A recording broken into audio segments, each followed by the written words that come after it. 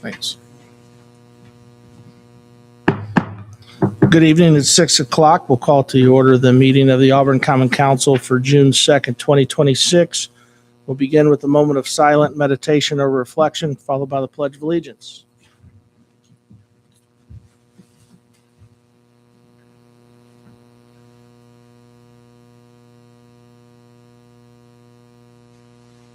Pledge allegiance to the flag of the United States of America and to the republic for which it stands, one nation, under God, indivisible, with liberty and justice for all.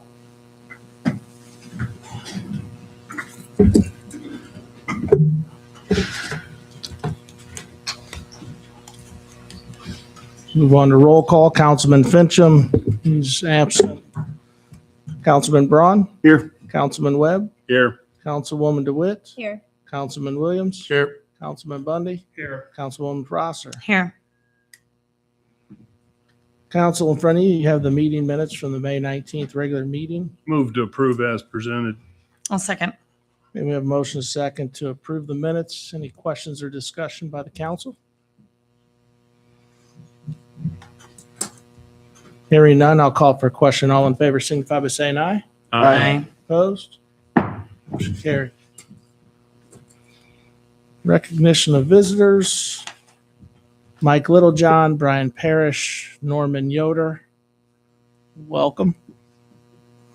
Patty Miller, welcome. Long time. Betty Kelly, Jennifer Schaefer, Megan, is it O'Deer?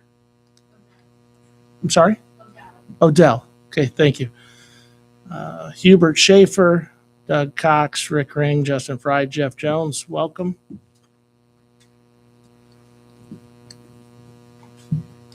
Is there anyone in the public that would like to address the council? Anyone in the public that would like to address the council? Hearing none, we'll move on. Clerk Treasurer. Good evening. I have the current vouchers for $2,632,918.20. Move to approve. Second. We have a motion and a second to approve the vouchers. Any questions or discussion by the council? I'll abstain from 98775 in the amount of $50 from our participation in the AIM budget seminar. Any other discussion? Hearing none, I'll call for a question. All in favor signify by saying aye. Aye. Opposed? Motion carried. Thank you. Thank you. Moving on to ordinances and resolutions. Ordinance 2026-12, IURC opt-out ordinance. I make a motion to open and hold the public meeting for ordinance 2612 in accordance with the public notice.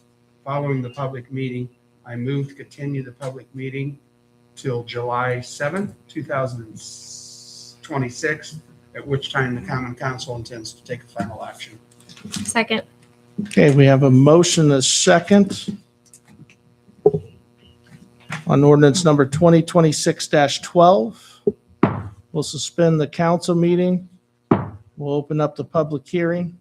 Is there anyone that would like to come forward and speak in regards to ordinance 2026-12?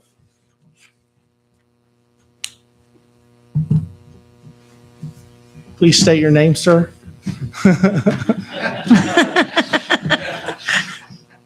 Norman, for those that don't know me,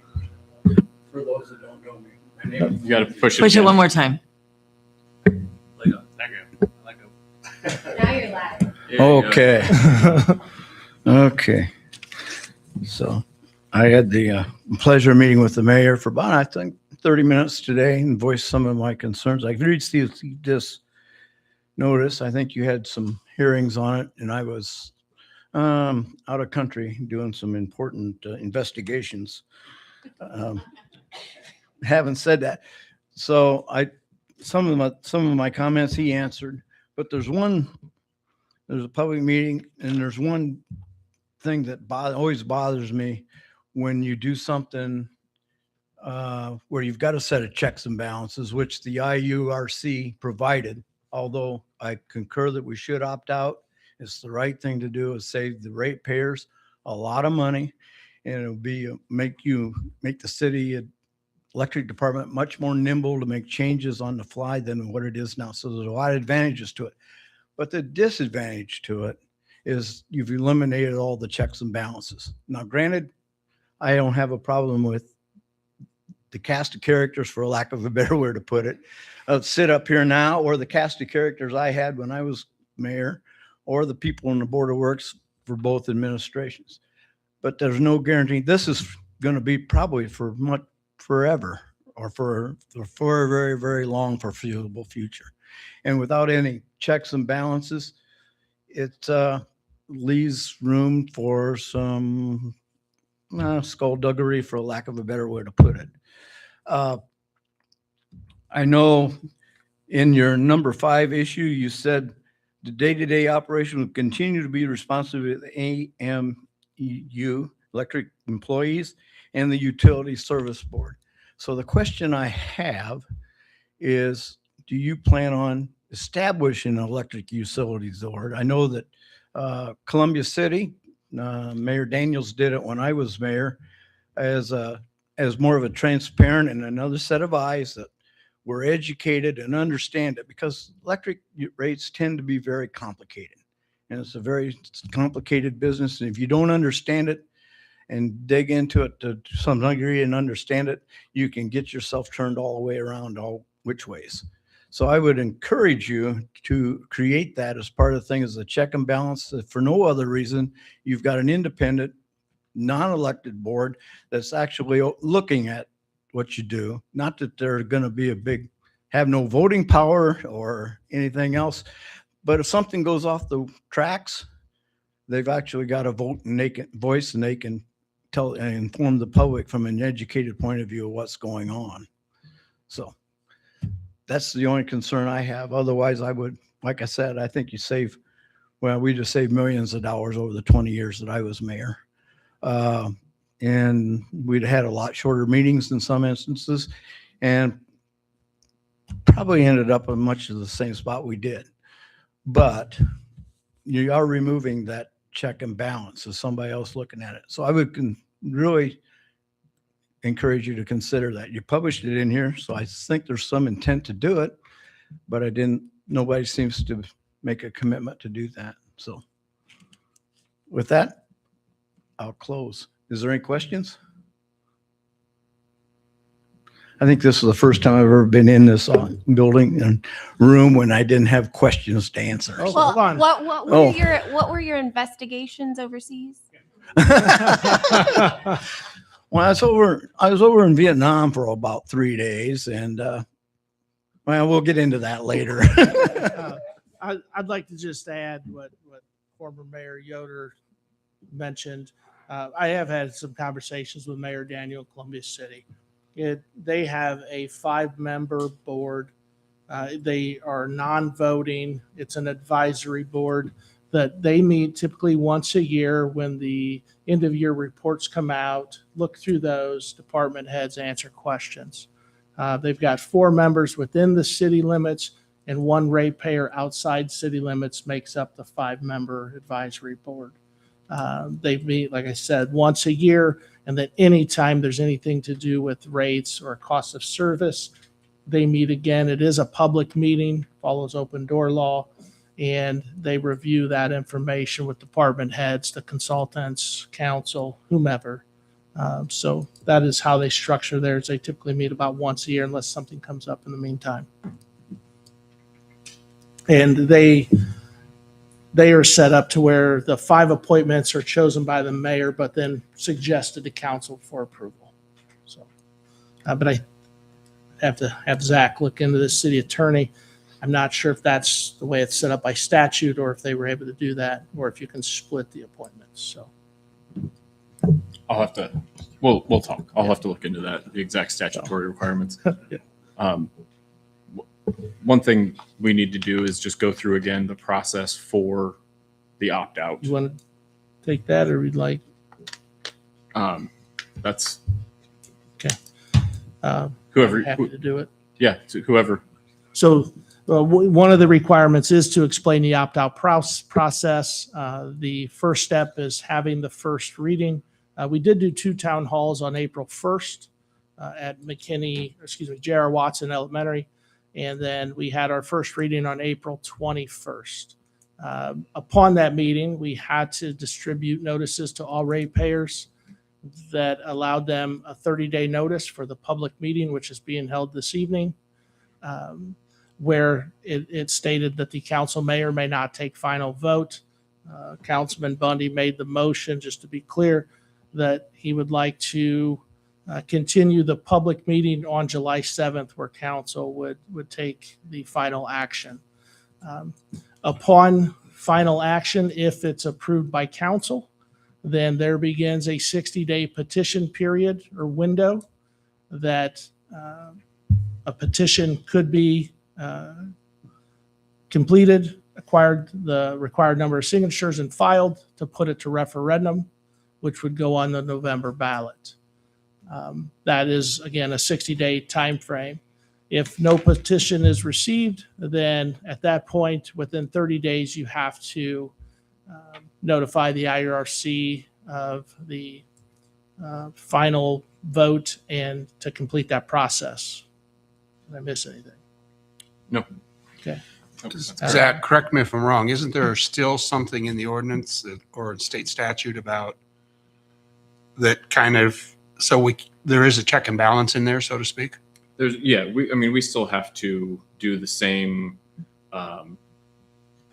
We still have to have the consultants, the organizations that look at our rates, that make sure that they are, what's the term, fair and Reasonable and non-discriminatory. there you go, reasonable and non-discriminatory. So we are still required to follow those requirements.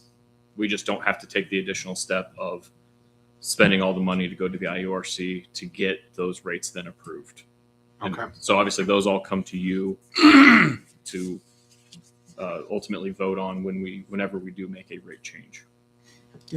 And at the was it the 19th meeting was the last meeting?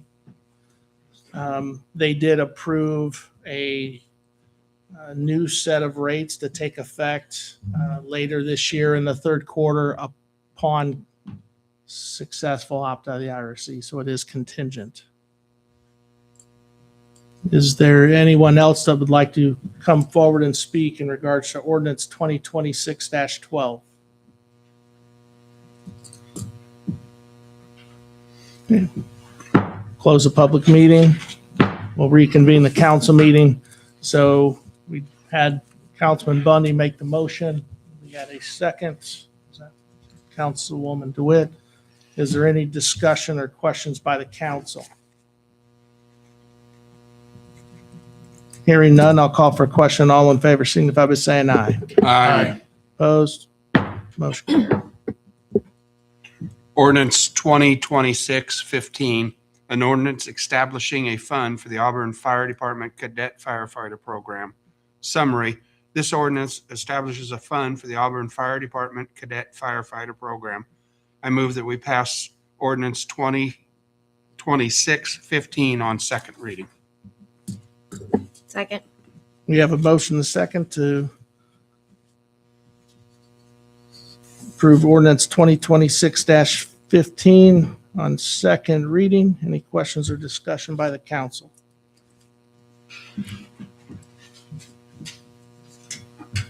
Hearing none, I'll call for a question. All in favor signify by saying aye. Aye. Opposed? Motion carried.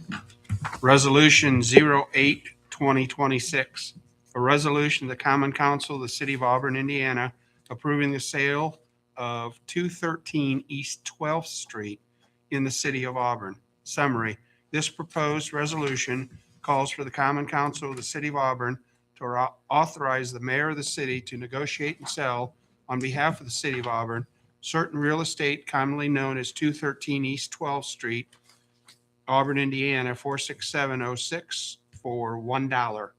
I move that we approve resolution 08 on the one and final reading. One second. Okay, we have a motion and a second to approve Resolution 08-2026 on first and final reading. Any questions or discussion by the council? And just to note that if the Fair Board or Fair Association does not utilize the property for the intended use, it is to revert back to the city, and that will be in the deed. Is that correct? There will be a reversion recital in the deed that if that happens, it comes back to us. And the city acquired that property in 2011 for the amount of $10. And it is in a floodplain, so it's very limited use. And I think they've maintained it since then. And so I think it's a good use for it. Any other discussion or questions by the council? Hearing none, I'll call for a question. All in favor, signify by saying aye. Aye. Opposed? Motion carried.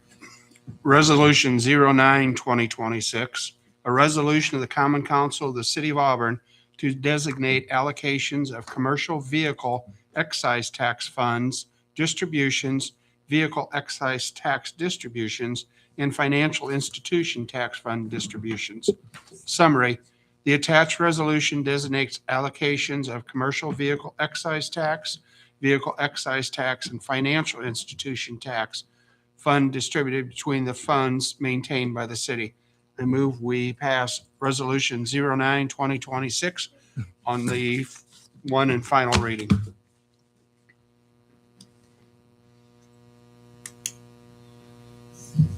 Second. Okay, we have a motion, a second, to pass Resolution 09-2026 on the first and final reading. Any questions or discussion by the council? Mayor, I just want to ask one question. These percentages were basically what we've done in the past, correct? The percentages in here. Yeah, those came from the clerk.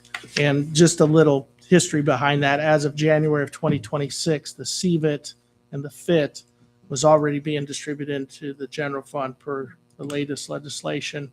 And now the auto excise is going to be required to be distributed directly to the general fund January 27. For example, fire, parks, and street, they all get a piece of that. And those budgets, I mean, fire, for example, it's over $200,000. So that's the purpose. We have to create a resolution in order to be able to transfer those revenues back to those specific funds. Thank you. Any other questions or discussion? Hearing none, I'll call for a question. All in favor, signify by saying aye. Aye. Opposed? Motion carried. Thank you. Moving on to reports from the mayor. Just an update. The first draft of the budgets were delivered to Baker Tilly on Friday, May 22nd. It should be distributed around the third week of June to the council in preparation for the July meeting. And then Mayor's Youth Advisory Council is having a game night this Friday, June 5th, from 6:30 to 9:30 at Memorial Park. So if you've got kids or would like to come out and support them, please do. They'll have a lot of games and some food vendors set up. Council President. Just a reminder, Strawberries in the Park is at Eckhart Public Library this Thursday from 4 to 7. Also, DABA is getting the teacups out around town, which is very exciting. Great, thank you. Plan Commission. And Councilman Fincham is gone. I don't believe there was, He didn't send he didn't anything. share He any didn't send it, updates. So we'll move on to committees.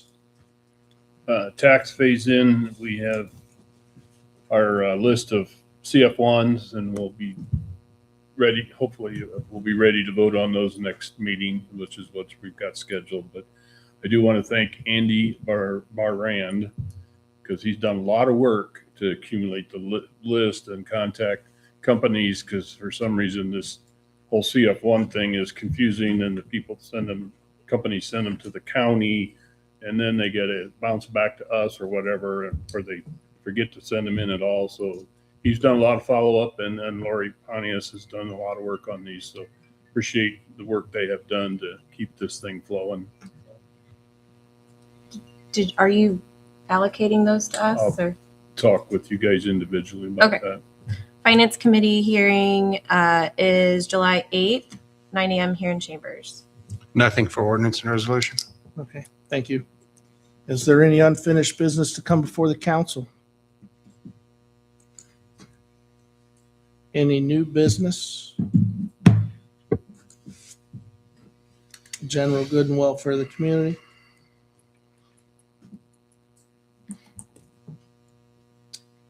Next regular council meeting is Tuesday, June 16th at 6 p.m. Move to adjourn. Second. Okay, we have a motion, a second, motion, a second. Any discussion? Hearing none, I'll call for a question. All in favor, signify by saying aye. Aye. Opposed? Meeting adjourned.